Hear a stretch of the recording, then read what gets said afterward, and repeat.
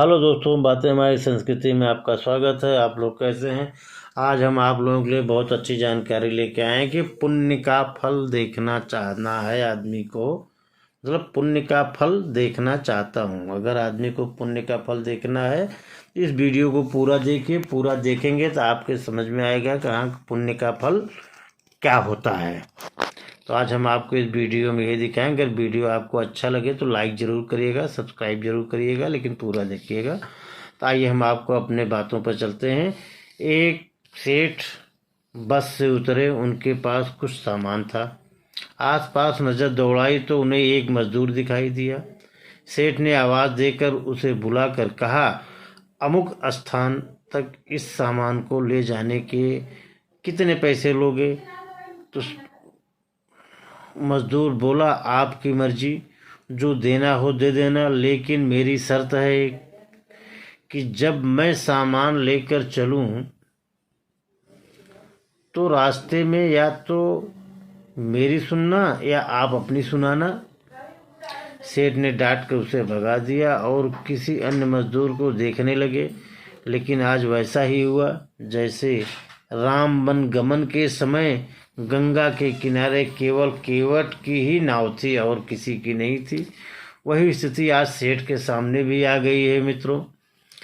तो मजबूरी में सेठ ने उसी मजदूर को बुलाया। मजदूर दौड़ कर आया और बोला, क्या सेठ जी, आपको मेरी शर्त मंजूर हो गई है? तो सेठ जी ने कहा कि हाँ, आपकी शर्त मुझे मंजूर है और स्वास्थ्य के कारण मुझे मानना पड़ रहा है। सेठ का मकान लगभग 500 मीटर की दूरी पर था। मजदूर सामान उठाकर सेठ के साथ चल दिया और बोला, सेठ जी, कुछ सुनाओगे या मैं सुनाऊं? सेठ ने कहा कि तुम ही सुना दो जो सुनाना हो। अब मैं नहीं सुना पाऊंगा क्योंकि सेठ जी थोड़ा सा टेंशन में रहे, नाराज रहे लो। ऐसी ऐसी बात थी उसकी। मजदूर ने खुश होकर कहा, जो कुछ मैं बोलूं उसे ध्यान से सुनना। यह कहते हुए मजदूर पूरे रास्ते बोलता गया और दोनों मकान तक पहुंच गए। मजदूर ने बरामदे में सामान रख दिया। सेठ ने जो पैसे दिए ले लिए और सेठ से बोला, सेठ जी, मेरी बात आपने ध्यान से सुनी या नहीं? तो सेठ जी तो अपने काम में मस्त थे। सेठ जी ने कहा, मैंने तेरी बात नहीं सुनी, मुझे तो अपना काम निकालना था। सेठ जी बड़े होशियार थे। मजदूर बोला, सेठ जी, आपने जीवन की बहुत बड़ी गलती कर दी। कल ठीक 7 बजे आपकी मौत होने वाली है। अब सेठ जी गुस्सा हो गए, बोले, तू बकवास मत कर और सुन ले, यहाँ से तुरंत चला जा, भाग जा, नहीं पिटाई कर दूंगा। मजदूर बोला, मारो या छोड़ दो, कल शाम को आपकी मौत होनी है।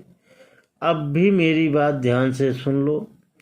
अब सेठ थोड़ा गंभीर हुआ और बोला, भाई मरता क्या न करता, जब बार बार ऐसा उसको कहा जा रहा है तो उसका अपने आप माइंड वॉश हुआ। वो कहा, अच्छा बताइए। तो सभी को मरना है, एक दिन तो सभी को मरना है, तो अगर मेरी मौत कल शाम होनी है तो होगी, इसमें मैं क्या कर सकता हूँ? मजदूर बोला, तभी तो कह रहा हूँ कि अब भी मेरी बात ध्यान से सुन लो। सेठ बोला, अच्छा सुना भाई, ध्यान देकर सुनूंगा। मरने के बाद आप ऊपर जाओगे तो आपसे यह पूछा जाएगा कि हे मनुष्य, पहले पाप का फल भोगोगे या पुण्य का? आपसे पूछा जाएगा कि आप पहले पाप का फल भोगोगे या पुण्य का, क्योंकि मनुष्य अपने जीवन में पाप पुण्य दोनों ही करता है। तो आप कह देना कि पाप का फल भुगतने को तैयार हूँ, लेकिन पुण्य का फल आंखों से देखना चाहता हूँ। इतना कहकर मजदूर चला गया। दूसरे दिन ठीक 7 बजे सेठ की मौत हो जाती है। सेठ ऊपर जाता है तो यमराज ने मजदूर द्वारा बताया गया प्रश्न कर दिया कि पहले पाप का फल भोगना चाहते हो कि पुण्य का? सेठ ने वही उत्तर दिया, कहा, पाप का फल भुगतने को तैयार हूँ, लेकिन जो भी जीवन मैंने पुण्य किया है उसका फल मैं आंखों से देखना चाहता हूँ। यमराज बोले, हमारे यहाँ ऐसी कोई व्यवस्था नहीं है, यहाँ तो दोनों के फल भुगतने ही पड़ते हैं। सेठ ने कहा कि फिर मुझसे पूछा क्यों ये प्रश्न, कि उसे पूरा करो जो आपने पूछा है। धरती पर तो अन्याय होते ही हैं, पर यहाँ भी अन्याय हो रहा है। यमराज ने सोचा, बात तो यह सही कह रहा है, इससे पूछकर हम बहुत बुरे फंस गए हैं। मेरे पास कोई ऐसी पावर नहीं है जिसमें इस जीव की इच्छा पूरी हो जाए। विवश होकर यमराज उस सेठ को ब्रह्मा जी के पास ले गए और पूरी बात बता दी। ब्रह्मा जी ने अपनी पोथी निकाल कर सारे पन्ने पलट डाले, लेकिन उनको कानून की कोई ऐसी धारा या उपधारा नहीं मिली जिसमें जीव की इच्छा पूरी हो सके। ब्रह्मा जी भी विवश होकर यमराज और सेठ को साथ लेकर भगवान के पास पहुँचे और समस्या बताई। भगवान ने यमराज और ब्रह्मा से कहा, जाइए आपका अपना काम देखिए। दोनों चले गए।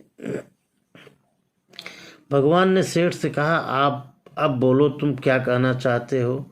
सेठ बोला, अजीब बात है साहब, मैं तो शुरू से एक ही बात कह रहा हूँ, पाप का फल भुगतने को तैयार हूँ, लेकिन पुण्य का फल मैं आंखों से देखना चाहता हूँ। भगवान बोले, धन्य है वो तुम्हारा सदगुरु मजदूर।